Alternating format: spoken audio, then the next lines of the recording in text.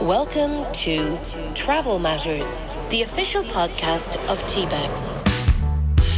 Here are your hosts, the radio vagabond Palabo and TBEX CEO Rick Calvert.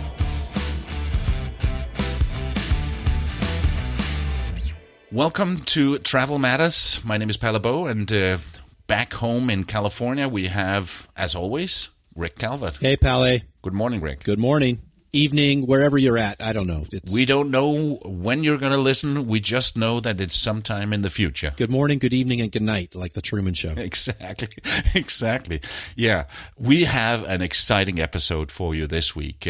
After the main chunk of the episode, we speak to a content creator from Turkey. Engin Kaban, our good buddy. Yeah. He's an engineer, and he's got a blog called Engin. And that's his name as well. I've met Engin several times. He's been to several TBEXs. I never knew that about him, that he was an engineer, and that helped inspire his blog name. I'm really looking forward to sharing that, but we start up with Chris and Jeremy. Yeah, Chris Mitchell and Jeremy Jones. Chris Mitchell's just on fire this whole week. Chris first came to TBEX in Toronto back in 2012. He's one of the organizers of a travel blogging group in Toronto, which is just massive. He has this great Crick Steve story you'll hear in a minute. And Jeremy Jones is my go-to local blog expert. Jeremy has this great blog about the Berg. And when anybody says, they want to start up a local blog, a local focus blog, I tell him to talk to Jeremy. He's probably sick of me sending people his way, but he always is very generous with his time and talks about the differences between doing a specialty focused local blog versus a kind of everything all over the world type of content. So yeah, it was a great interview we have with these guys. You're listening to Travel Matters, the official podcast of TBEX. So we are here with Chris Mitchell and Jeremy Jones. And why don't we start off? You guys tell us who you are and what you do. So Chris, you go first. Yeah, sure. So I guess the big thing to highlight is we are here representing our newsletter, This Week in Blogging.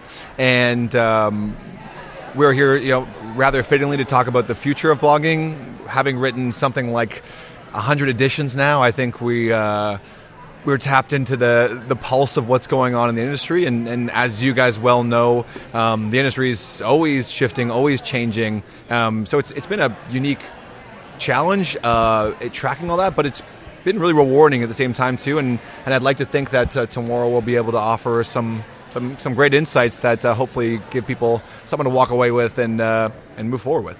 And Chris, you also do a creator group in Toronto, right? That's right, yeah. So like Jeremy...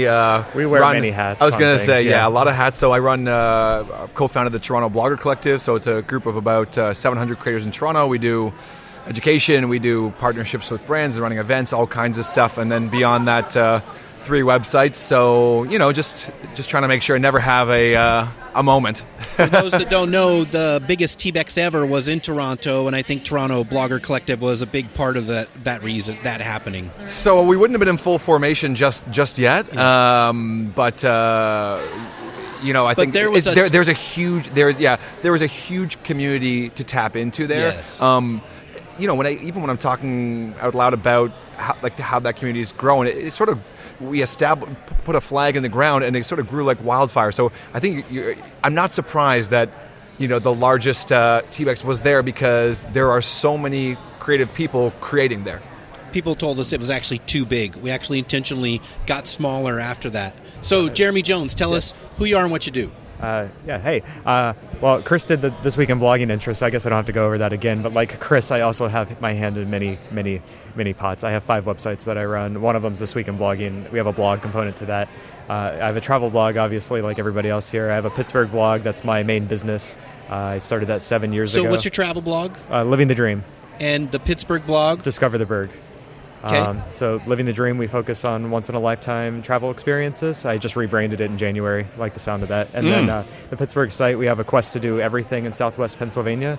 So we started that 7 years ago, and we've been to 1,100 places within about 90 minutes of Pittsburgh. Wow. So we're probably the biggest website about Pittsburgh that So exists. if anybody wants to know anything about Pittsburgh, Yes. Discover the Berg. Discover the Berg, yeah. Yeah, absolutely. And we started some projects, my wife and I, during COVID, a wine blog called The Grape Pursuit. We're trying to try every grape varietal in the world. There's like that sounds good. 1,500 produced commercially that we're trying to find and try. That was a niche I There's a should. couple hundred of them right here. Yeah, I've had 256. So Wow. and then we started a homesteading, gardening food site called Hipster Homesteaders. My wife likes to do fermentation, koji, getting bees. We do gardening, growing fig trees, stuff like that. So I've monetized pretty much, or I'm attempting to monetize almost all of my hobbies up to the point that I'm not allowed to start any more websites because I don't have any more hobbies to try and pull a website together for. And then you also did a podcast at some point. He's the podcaster. Yeah. I've done a that's few. the one thing I don't I've done do. a few different podcasts, but the podcast that was turned into something larger than we expected was myself and Steph Craig, who happens to be here also speaking, was Rick Steves Over Brunch. We reviewed Rick Steves Europe episodes and started as a fun side project, and it caught fire. Me, just back it up a little bit and tell me how that happened. Yeah, so we were, Steph and I were talking about how at the time all these podcasts were popping up around shows like The Walking Dead and all of that. And we said, well, someone's got to do reaction. Someone's got to do a podcast on Rick Steves Europe. And so we just decided to go with it. It ended up catching fire because, as you know, people who like Rick Steves like all sides of it. And then Rick gave his thumbs up. He's been on the show. Gave you the official imprimatur. So Rick's been on the show a number of times. Wow, that's cool, man.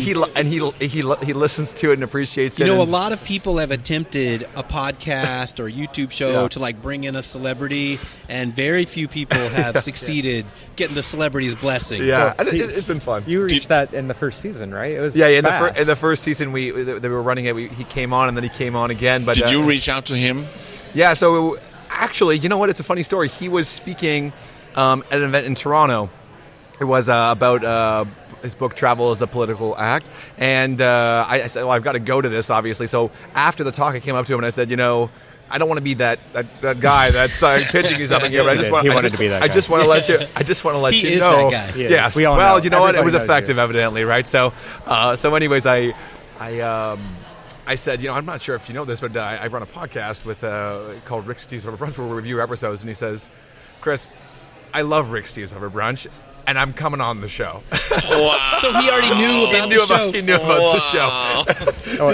he said, I loved your episode, however. So I knew he wasn't bluffing because he referenced a recent episode we'd done. So he was fangirling you. That's right. And I know and his colleague, Cameron Hewitt, he's coming on with Steph soon. So I backed away from that project, not because I don't like it, just I got overwhelmed with this, that, and the other, and I feel like I put my heart and soul into that, and I still come on intermittently, but Steph's kind of carrying that forward, and I know Cameron Hewitt, who's Rick's colleague, is coming on soon, but just a lot of fun. I mean, sometimes you have projects where you think, this is going to be a lot of work, not so fun, but it's easy to monetize, and sometimes you have projects where you think, I really don't care what happens with this because I'm having so much fun in the process, and so I think it's actually important as a creator, especially creators like, you know, a lot of people here who have so many different projects. You got to have some projects that fill you back up because other projects are going to take away, and that's the reality of creating.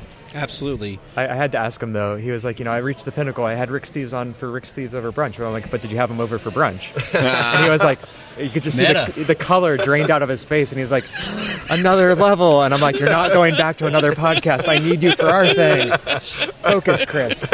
So, Jeremy, I'm curious because you said you just rebranded Living the Dream. Yes. What was it before? Oh, I say rebranding. It's still Living the Dream is always the name. Okay. I never had like a niche. So whenever I would come to TBEX, I would ramble on about all the things I write about, but I felt like I never passed the elevator test, you know? So it wasn't, you didn't have a focus. Yeah, I mean, I knew what I liked to write about, but it didn't have like that good, you know, that one-liner on Instagram. Like, I always felt like I was missing something, and I always wanted to change it, and I didn't know what it was. So having the once-in-a-lifetime kind of umbrella kind of summarizes what we do and kind of packages it nicer. And say that again. What is that summary of it? Once-in-a-lifetime travel experiences for living the dream. It fits with the name so well, the, you know? the reason I wanted to ask you that question is because something that I think new media creators like you guys, like us, get trapped in is I've created a brand, that was my idea, and it's that forever. Mm-hmm.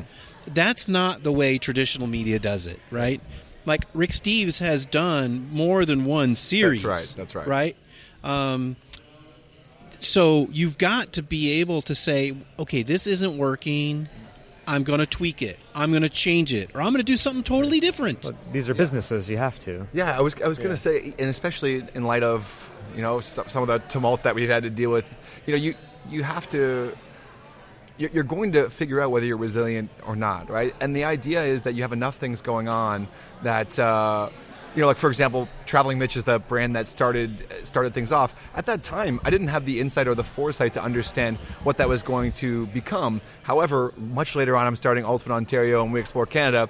You start those with a certain amount of intentionality. I know exactly what it's going to be, how it's going to serve me. And so I think... I told you what to do for Ultimate Ontario. Oh, well. He wants to take credit, but I'm the one slamming the credit keys. in our talk earlier. I did give you credit. We just like to bicker because we're married. We worked on this, we worked on This Week in Blogging like too much. Like an old married couple. That's right. We message all the time, and that's why it's successful. But, my point being that I think that's a new trend that we're experiencing is people have enough experience and understanding of this now where they start something and they say, I know exactly how this is going to unfold. When a lot of the time when we started brands back then, it was just like, it was quite honestly almost like a public diary. Yeah. You know what I mean? Yes. And blogging's changed so much. Living the Dream was my first site too, which was my learning blog. Right. Discover the Berg was my second, which became a business very fast. Right. But I kept my first one. So now I'm going back and improving my original to get it where I want it to be. Yeah. Tell us a little bit more about the newsletter This Week in Blogging. Why should people subscribe? What can we pick up from that? Yeah, so we'll probably tag team as I'll talk for a couple seconds here, and then he'll interrupt me. No, I'm just kidding. Well, I'll talk for a second, then he can take over. I really wanted to interrupt there. Yeah, too. what I don't. on. So really, it was started because Jeremy and I were just interested in how things were unfolding. In some, it's a totally free newsletter where it's pretty much split up into one thing that we're focused on in a feature. We do a big roundup of the news, and then we've just added a new section on opportunities every single week. When there's either sales or when say someone's looking for a remote worker, a digital nomad with a social experience or something, anything that could fall under the purview of what bloggers could offer. In any capacity, that's an opportunity. And I think it came from, a lot of industries. There was, I had seen a newsletter where there was sort of this focus on what's going on around people. And I feel like in blogging, sometimes it can be difficult because we're almost all running our own businesses from our own offices. And so that's why I think conferences like this are important to come see each other. But I think a newsletter that reminds you that you're part of a larger community every Tuesday morning at 6 o'clock is an important reminder that you're not in this alone. And also that we're going to do some of the heavy lifting for you. Some of the annoying stuff you don't want to track, we're tracking that for you. And I track about 100 sources between websites, Facebook groups, newsletters, things like that every week to find the news. And I parse through the news to find what I think is relevant for bloggers, and not just travel bloggers, all bloggers. I keep it, I do sometimes niche things and then more just general, like what's going on with Google, what's going on at Facebook. And then the site as well, right? Like we're creating content for the site. The intention was the newsletter first because we wanted to have something outside of the Google sandbox. Exactly. But when we started up with the idea, we were like, well, maybe we should have a blog.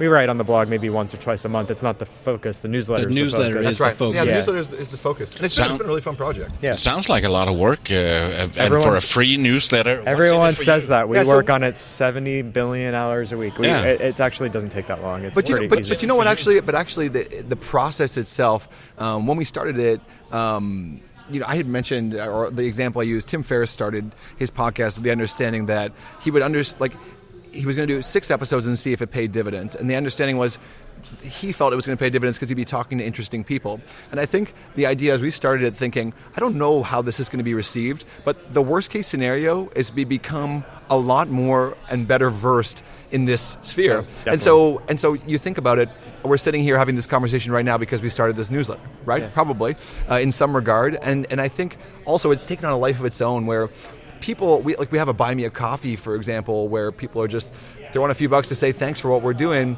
We call it Buy Me a Beer. Buy me a beer, though. Yeah, let's be real. Let's be honest. But I think the rewarding part of it is like I've seen our name and our brand mentioned in a few different talks. about being something valuable to look into. And We've also been interviewing brands. Like we had an interview right. with Mediavine. Like we try and reach out to people that are experts in their field, business ends, things like that. We want to get expert insight, not just listening to this guy talk all the time. Right. So, we want it to be can be not just. That's right. I mean, yeah. we do think we're kind of experts maybe in blogging. So how many subscribers do you guys have now? Can you tell us that? We have a couple K going on here. Yeah. I think we're the big thing is we're growing consistently. Yeah. And our retention rate is extremely. Our open rate's about 50%. It's definitely something that is needed. Yeah. So good for you guys for doing it. And I agree with what you said, Chris. It reminds us all that we're connected and there are other people like us. And I also think, we learned how to run websites, so we understand how affiliates work. We understand how, we can leverage this to bring in extra income, but we just don't want that to be the focus of the experience, because I think so many people signed up being part of something larger than that. We don't want to just turn this into a paywall sort of thing now, because it has the potential to continue to grow and to be, I think, a positive presence in the blogging space. So, Jeremy, Discover the Berg. I want to go back to that. Yeah, so, I tell your story all the time. Oh, thank you. When did you start Discover the Berg? It'll be 7 years next month. Okay. So, how many other local-focused sites were there like yours when you started that? Just in Pittsburgh or in general? In the world, in the United States. I can do both. Were there like 50 of them that you said, "Oh, I want to be like those guys"? So I can tell you the inspiration we had. My wife and I took 1.5 years off to travel around the world, and our money was running out because the travel blog hadn't quite taken off to stay in our travels, as is the common story back then with people. You didn't have a newsletter. Yeah, we didn't have a newsletter. That's correct. Yeah. How'd you know? But what we found out is we heard about these people doing city blogs. Dave Lee did Medellin Living in Colombia. I think he was one of the first that I could think of. Jim Chaney, Uncovering PA. He started shortly thereafter. And we were seeing the success that they had. And we were like, well, wait a minute, that's the direction this industry is going in. We don't need, I don't mean this is a negative, but we're already talking about niching down at that point, and niching down all over the world. I didn't feel like an expert. I felt like kind of a fake in my own shoes. But I was like, if I pick a city, it's still travel writing, but I'm there all the time. I can do stuff easily, and I really wanted to open up a city blog for where I wanted to live. I think there were probably more. I just didn't know because I only looked up at the places I was traveling to. But if I were to guess, I would say if there were more than a couple dozen at that point in time, I'd be shocked. Yeah. And that's why I've been at TBEX before talking about how it's an untapped market where you can really become an expert quickly. And then we happened to live in Pittsburgh before we left, and then I got a job back in Pittsburgh again. So it was like the stars aligned. I'm like, I already know this city, love this city. And then we started it. We bought the domain before we even moved back. And because when people want to start a local site, I say go look at Discover the Berg. This is one for you to, emulate. I'll take that. Right. Fun in Jerusalem is another one, which I think is... I don't know that one. That's great. Yeah, it's amazing, and this lady put a ton of work into that site. It's so detailed on all the things you can do. But, and I don't know, we may have to cut this out of the podcast, because we've talked about it, you and I, before. Yeah. You've never worked with the tourist board in Pittsburgh. I have not. Not for lack of effort. Now, I will say, when we say this, it's the city. The boroughs around the city have their own tourist boards. Yes. And I'm best friends with everybody. Yes. I love them and work with them a lot. I also generally like to be more self-funded when I do content too, so part of it's by choice as well. I like to be unbiased and not have to work with some of the pressures of what partnerships are involved with. I kind of view my site as like secret shopping in a way, because I go and give my, I do not control my opinion. I say what I actually think. So you're not going to a restaurant saying, hey, I'm going to write a review about your restaurant, give me $50. Yeah, no. I get invites to go to restaurants all the time, and I just turn them down because I would rather just pay and show up and do my own thing. But I do accept them. I'm not against it, but I'm kind of picky about it. But I have found that there's a trend, and it's not just Pittsburgh. I feel like this might not be the right word, but local blogs are threats to DMOs in a way. And I don't like that. I wish we could all just be friends because we have the same goal. And so that happens to be our keynote tomorrow morning about local, a DMO working with a local blogger and lifting both up together. Right. And that's the message that I like to preach, one of them, that's the model. And now it's time for Creator of the Month. On one of the TBEX tours, I went flying, and in a tiny, tiny plane, there was just the pilot, me, and Engin from Turkey, and now he's here. Yeah. I think it's pretty funny that you guys went on a flight together, because Engin, you came from Turkey all the way here, and you came from Cyprus. I came from the Turkish side of Cyprus. Yeah. So, and I think you guys traveled the farthest to get here. Yeah. Maybe Thailand farther than you guys. Oh, yeah, maybe. But still, thank you, Engin, for joining us. Yeah, it's a pleasure. It's a pleasure. You know, I'm always joining you in different parts of the world, but Yes. this time in North America. First, tell us who you are and what do you do? Okay, so my name is Engin Kaban, and I'm from Turkey, and I have been a travel writer and blogger since 2008. So I'm one of those from the dinosaur age. Early days. Yeah, early OG. days. We created a travelers community in Turkey with two of my other traveler friends those years. And for those who remember, it was when there was Yahoo groups. So we started as an email group, and then that evolved to a very simple blog, and then came the Facebook and everything. So I have seen all evolving through the years. And my first TBEX was in Athens. Which year was that? 2013, 14? The year before Stockholm. Yeah, I think 15. so. Okay. So how many stars do you have on your badge there, Engin? I have 5 stars. Very good. Yeah. So what you do know that there's one in Europe pretty soon.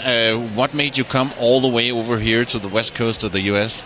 To make a difference, because I have always been attending the ones in Europe. I attended 3 in Europe and 1 in Thailand.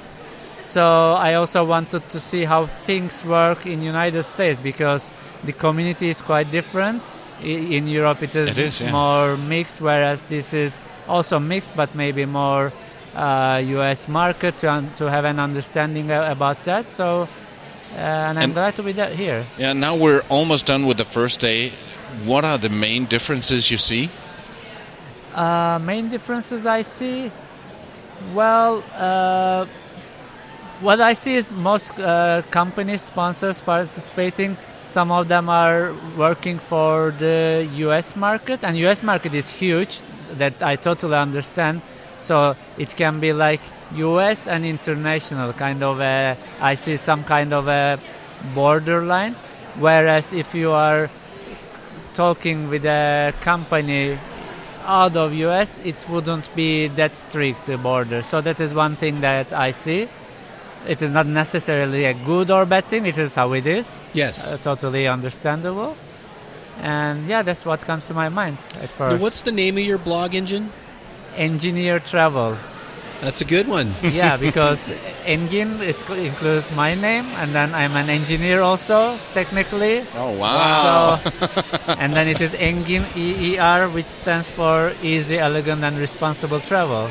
So Very nice. Wow, that's smooth. Can you hold up the back of your card here? We're just going to face it towards this camera over here. Okay, I didn't even know there's a camera. Oh, yeah, it's a hidden camera. So turn the other side. All right. So people can see that on your badge. All right. Super cool. So, it's your first time here in the States. Obviously, I think you said you've been, not your first time to the States. It's your my first time in TBEX in the States, Yes. but it's not my first time in the country. But you're staying here in the States for, you said, a month or two? Yeah, more than a month. Yeah. Before coming here, I was in San Francisco Bay Area, and after the conference, I am attending a fam trip, and then going to Seattle for a few days. Where are you going on your fam trip? To Yakima Valley and Union Gap. Very nice. Yeah, looking forward to that. So how's your blog been doing during COVID? Well, during COVID, as there was not much travel, it didn't go so well. So now things are getting better. Yeah. Yeah, but that's how it was for many of us. Very good. Yeah. So were there any of the sessions you saw today, Engin, that you really liked, where you really learned something? Yeah, I attended this session about how to be in front of the camera. So that was very... Juliana Brasti. Yeah, so that was really, really interactive. And because we did a lot of activities and so on, so that was great. Very good. Yeah. Pally? Engin, thank you so much for joining us. All right. Thank you for coming to so many TBEXs. Thank you for coming so far. Yeah, it's a pleasure. Will we see you in Spain as well? Yeah, hopefully. Yeah, I'll see. Great. Hopefully. Enjoy the rest of your time here in the States. Maybe we can go on a flight in Spain as well. Sure, but this time I take the front seat. We were discussing who will take the front seat. We did rock, scissors, papers, and I won. Very good. Did he let you fly the plane? No, he did not. Because I heard he let some people fly the plane. I was busy holding my microphone gear, so that was probably it. That's right. You sent me the Instagram story of you holding the microphone. Very good. Yeah. Well, again, thank you, Engin. Yeah, thank you. Bye-bye. So that was Engin, and Rick, we're just 2 weeks away from TBEX Spain. 2 weeks away from TBEX Europe in Marbella, hosted by Marbella, Costa del Sol, Andalusia. It's June 6 through 9. If you haven't got your tickets yet, you still can. You still have tickets? We still have tickets. They actually have a massive convention center there, so getting in will not be a problem. Yeah. Some places it is. We have a big space challenge. But yes, 2 weeks. Hopefully we'll see you in Marbella, Spain. And may I just add that whole region is such a wonderful place. Coming from Denmark, like I do, it's the place that we would go for vacation and just to hang out. And actually, my uncle, he moved to that region 35 years ago, and so he lives there, and I've been visiting him over the years many times, and I can't wait to go back. And I'm actually going to fly in a few days earlier to go and see my Uncle Finn, who has a mango farm in that area. Have Uncle Finn come and join us and bring some mangoes. I'll see if I can persuade him. That'd be awesome. He's really not that much into the travel blogging content creation community. He's not on TikTok? He's not on TikTok. Uncle Finn is 76 years old and busy with his mangoes and hanging out in his finca. Well, bring us some mangoes. Tell Uncle Finn we said hi. If he wants to join us, tell him to come on down. I will see what I can do.